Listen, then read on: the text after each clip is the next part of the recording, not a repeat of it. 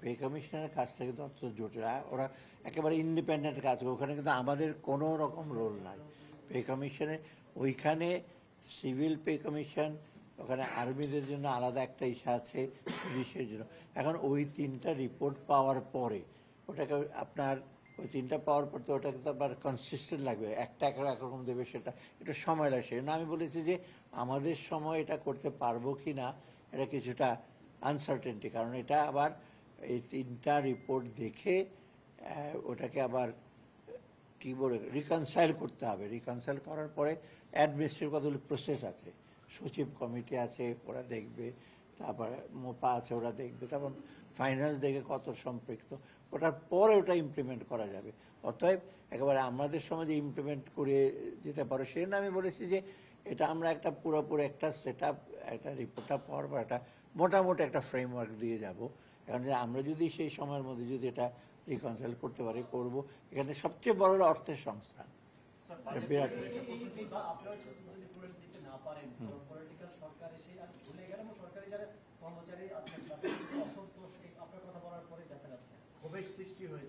না, ক্ষোভের সৃষ্টি হয়েছে, এটা তো ক্ষোভের সৃষ্টি হয়তো ওর একটা এটা তো আমি ইনিশিয়েটিভ নিয়ে, আমরাই ইনিশিয়েটিভ নিয়ে করেছি। এটা তো এত 8 বছরা অপেক্ষা করতে পেরেছে, এখন আমাদের এই 12 মাসে আমরা একটা চেষ্টা করছি, আমরা করবো, এতে একটা ক্ষোভের সৃষ্টি। আমার মনে হয়তো এটা একটু ধৈর্য ধরতে হবে।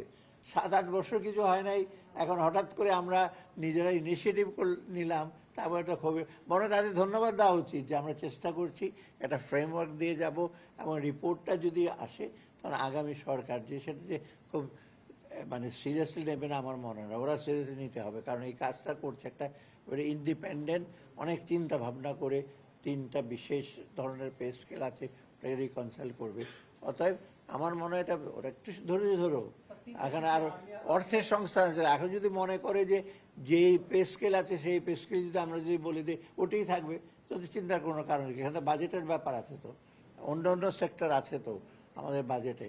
পে স্কেল ছাড়া তো আমরা স্বাস্থ্য খাতে, শিক্ষা খাতে, ওগুলো অন্য অন্য উন্নয়ন ব্যয় আছে, সেগুলো তো আমার দেখতে হবে। এই সেক্টরে কিন্তু আমরা মোটামুটি পার্শ্ববর্তী অনেক দেশের চেয়েও বেটার।